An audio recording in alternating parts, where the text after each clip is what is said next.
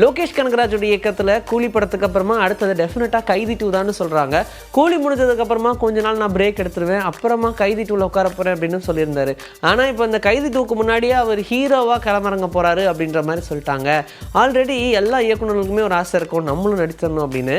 அதில் guest appearance பண்ணிட்டு போகிறதெல்லாம் தாண்டி படமே ஹீரோவாக நடிக்கணும், வேற ஒரு இயக்குனர் இயக்கணும் அப்படின்னு நிறைய பேருக்கு ஆசை இருக்குது. அதில் லோகேஷ் கனகராஜுக்கும் ஒரு பெரிய ஆசை இருக்குது. அதுக்கு ஒரு தொடக்க புள்ளியாக தான் இனிமேல் அப்படின்ற ஒரு ஆல்பம் ரிலீஸ் ஆச்சு. ஸ்ருதி ஹாசன் நடிக்க லோகேஷ் கனகராஜும் நடிச்சிருந்தாங்க. அடுத்ததான் ஹீரோவாகவே ஒரு ஃபுல் ஃப்ளெஜ்டு ஹீரோவாகவே நடிக்கணும் அப்படின்ற மாதிரி தான் நினச்சிட்டு இருந்தார். அதுக்கு உண்டான வேலைகளும் நடக்க ஆரம்பிச்சிருக்கான். அருண் மாதேஸ்வரோட இயக்கத்தில் லோகேஷ் கனகராஜ் நடிக்க போகிறதா சொல்கிறாங்க. அருண் மாதேஸ்வர் ஆல்ரெடி இளையராஜாவுடைய பயோபிக்கு அதை எடுக்கிறாருன்னு சொல்லியிருந்தாங்க. ஏன்னா தனுஷ் அதில் நடிக்கிறாரு. ஆனால் அதை பற்றின எந்த ஒரு பேச்சுமே வராமல் இருக்குது. ஆல்மோஸ்ட் நமக்கே தெரியும் இதில் நிறைய சிக்கல்கள் ஓடிட்டு இருந்துச்சு அப்படின்னு.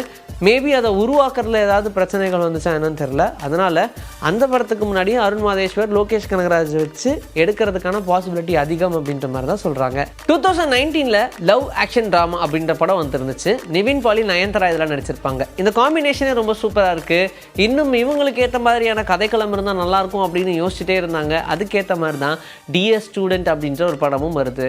இந்த படத்தோடைய ஃபர்ஸ்ட் லுக்காக ரிலீஸ் பண்ணும்போதே படம் ரொம்ப கிளாஸாக இருக்கும் அப்படின்ற மாதிரி தான் சொன்னாங்க.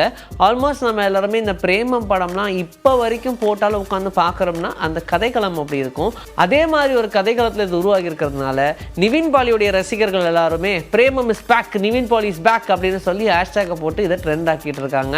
அண்ட் இந்த படமும் ரொம்ப சிறப்பாக வந்திருக்கு அப்படின்னு மலையாள இண்டஸ்ட்ரியில் இருக்கக்கூடிய நிறைய நடிகர்கள் பார்த்துட்டு சொன்னது இந்த படத்துக்கு கூடுதல் பலத்தை உருவாக்கியிருக்கு. சதீஷ் கிருஷ்ணனுடைய இயக்கத்தில் கிஸ் அப்படின்ற படம் உருவாகுது. கவினுடைய நடிப்பில் நம்ம எல்லாருக்கும் தெரிஞ்சது தான். இந்த படம் ஒரு பெரிய எக்ஸ்பெக்டேஷனை உருவாக்கி வச்சிருக்கு யங்ஸ்டர்ஸ் மத்தியில். இப்படி இருக்கும்போது இந்த படத்துடைய ரிலீஸ் டேட் தள்ளி போய்கிட்டே இருக்குது. என்னப்பா ஏதோ ஒரு முடிவெடுங்க அப்படின்ற மாதிரி தான் சொல்லிட்டு இருந்தாங்க.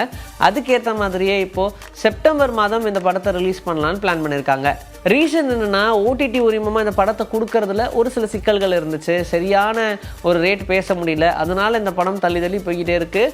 ஒரு கன்க்ளூஷன் கிடச்சிரும். டெஃபினட்டாக செப்டம்பர் 18 இந்த படத்தை ரிலீஸ் பண்ணுறதுக்கான அதிக பாசிபிலிட்டி இருக்குது அப்படின்ற மாதிரி சொல்லியிருக்காங்க.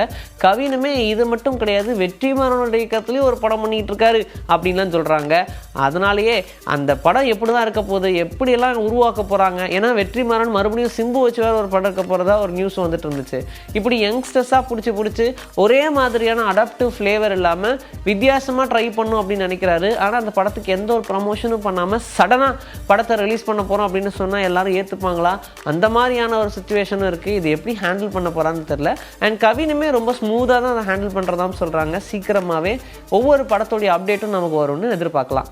நிகில் நாகேஷ் பட்டோடைய இயக்கத்தில் ரிலீஸ் ஆன திரைப்படம் கில். பாலிவுட்டில் கரண் ஜோஹருடைய ப்ரொடக்ஷன் இந்த படம் ரிலீஸ் ஆகி பெரிய ஒரு ஹிட்னு சொல்லலாம். ஒரு ட்ரெயின்குள்ளேயே எடுக்கக்கூடிய கதை, முடிஞ்ச அளவுக்கு எவ்வளோ ஆக்ஷனை காட்ட முடியுமோ அந்த சின்ன இடத்துல கேமரா ஆங்கிளாக வச்சு விளையாடி இருப்பாங்க.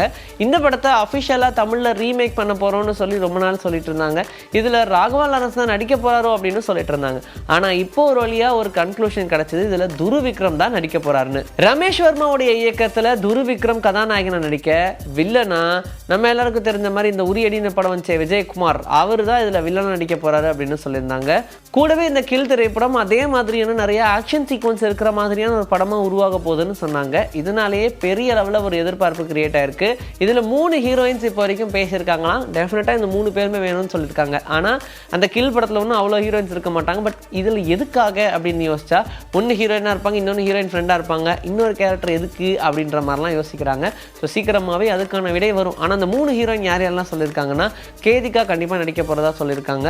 கூட கயடு லோஹர் நடிக்க போகிறதாவும், அனுபமா பரமேஸ்வர் நடிக்க போகிறதாவும் சொல்லியிருக்காங்க. ஸோ இவங்க 3 பேரில் யார் என்னென்ன கேரக்டர் பண்ண போகிறாங்க அப்படின்றத கூடிய விரைவில் நம்ம தெரிஞ்சுக்கலாம். இப்போ இந்த படத்துக்கு உண்டான வேலைகள் ரொம்ப வேகமாக நடந்துட்டு இருக்குன்னு சொல்கிறாங்க. இன்னைக்கு நம்மளுடைய சினிபூத்லையும் சினிமா பற்றின பல விஷயங்களை பார்த்தாச்சு. இதே மாதிரி அடுத்த எபிசோடுக்கு ரெடியாக இருங்க. நிறைய சினிமா கண்டென்ட்டோட உங்களை நான் வந்து சந்திக்கிறேன். Until and this is bye from Vijayasri. Take care.